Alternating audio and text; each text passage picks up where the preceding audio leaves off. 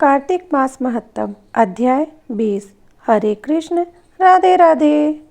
कार्तिक मास जो है वो तुरंत फलदायी होता है।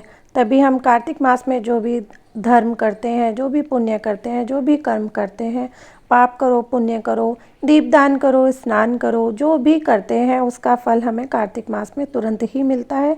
इसीलिए कहती हूँ कि कार्तिक मास में जितने से जितना स्नान, दान, धर्म, कर्म किया जाए वो करते हैं। और अब हम लेते हैं भगवान श्री गणेश जी का नाम और सुनते हैं आज का कार्तिक मास महत्तम का अध्याय 20।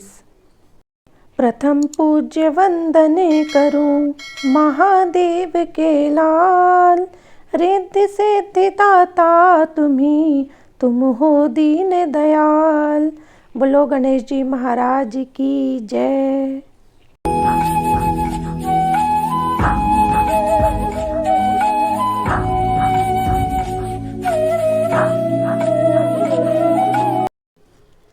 दीपावली की रात्रि को घर सजाने, दीप मालिका जलाने और महालक्ष्मी पूजन के बारे में विस्तार पूर्वक बतलाते हुए नारद जी ने कहा, हे राजा पृथु, कार्तिक कृष्ण अमावस्या को दीप मालिका करने से दरिद्रता का नाश होकर संपन्नता आती है। और इस संबंध में एक इतिहास सुनाता हूँ, ध्यान पूर्वक सुनो।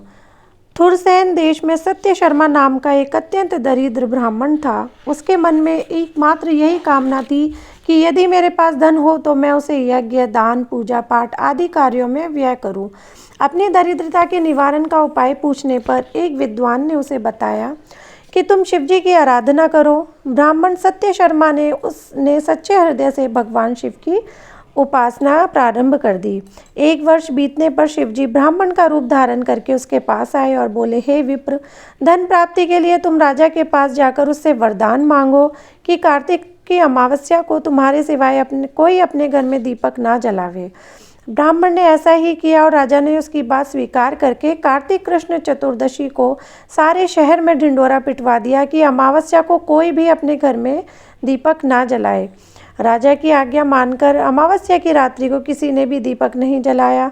जब रात को लक्ष्मी जी नगर में आई तो देखा कि समस्त नगर में अंधेरा है, मगर एक ब्राह्मण का घर खूब सजा हुआ है और दीपमाला से जगमगारा हो रहा है। लक्ष्मी जी प्रसन्न होकर उस घर में प्रवेश करने लगी।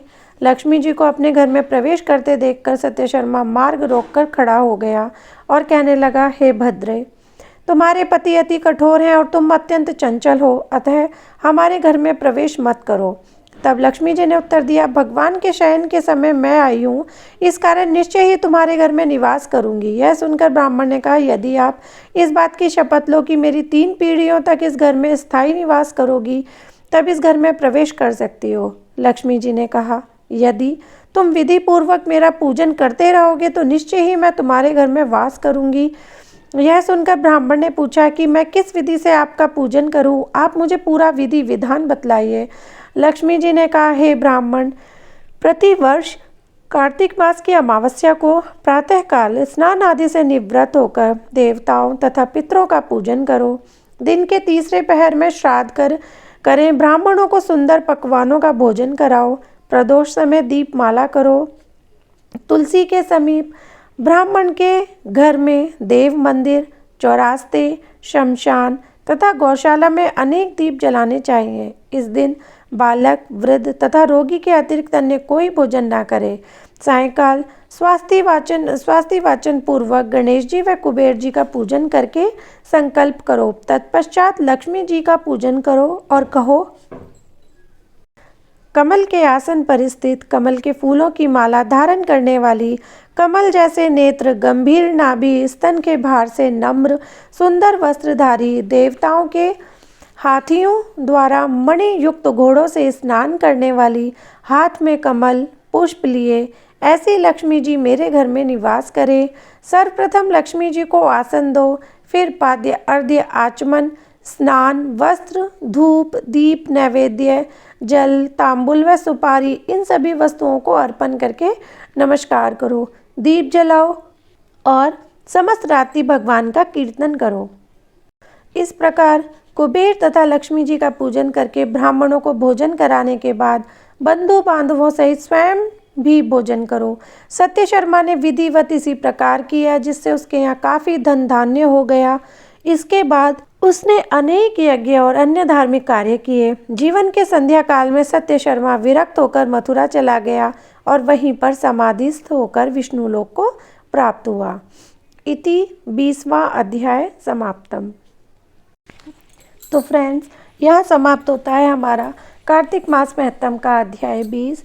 और अब मैं आपके सामने जो है आज है, क्योंकि सोमवार, तो सोमवार की जो कार्तिक मास में कही जाने वाली कथा है वो कहती हूँ। आप सब लोग ध्यान से सुनिएगा।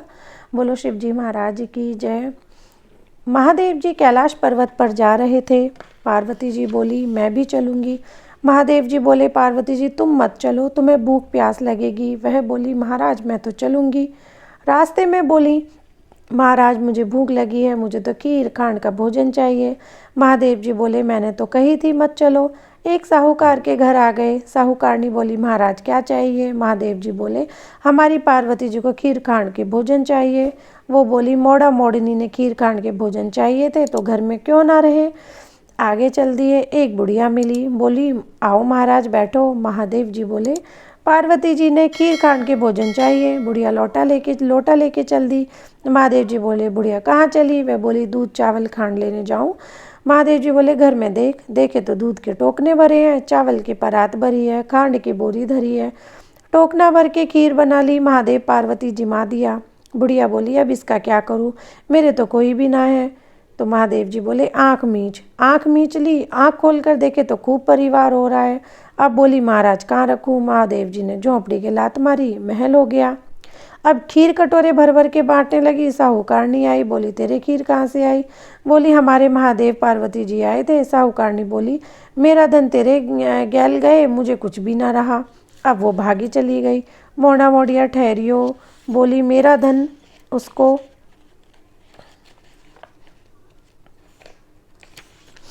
क्यों दे दिया। महादेव बोले तैने ना करी, तेरा ना हो गया। उसने ही करी, उसके हाँ हो गया। मैंने तो ना उठाया ना डाला, पकड़ के खड़ी हो गई। महाराज कुछ दो। बोले तेरे घीलड़ी में घी रहेगा, तेलड़ी में तेल रहेगा। काम तेरा रुके ना, धन तेरा जुड़े ना। जैसी बुढ़िया ने आई, सबने आई है, कहते सुनते हुकारा भरते को। बोलो शिवजी महाराज की जय। तो फ्रेंड्स, ये थी कार्तिक मास में वारों में वार सोमवार की कथा। और अब मैं मिलती हूँ आपसे एक नई वीडियो और एक कथा और एक नई कहानी के साथ। तब तक के लिए जाने से पहले हमेशा की तरह एक ही विनती, एक ही अनुरोध कि अगर आपको मेरी वीडियो अच्छी लगती है तो प्लीज़ मेरी वीडियो को लाइक करो। मेरे जो वीडियो है उसको अपने फ्रेंड्स एंड फैमिली के साथ शेयर ज़रूर से करो। और जो मेरे चैनल पर अगर आप नए हैं तो मेरे चैनल को सब्सक्राइब करो। और जो उसके साथ बेल आइकन है उसको प्रेस करना बिल्कुल ना भूलना। और अब मैं मिलती हूँ आपसे कल एक नई वीडियो, एक नए अध्याय के साथ। तब तक के लिए हरे कृष्ण, राधे राधे। बोलो विष्णु भगवान की जय, बोलो लक्ष्मी मैया की जय, बोलो कार्तिक के ठाकुर की जय।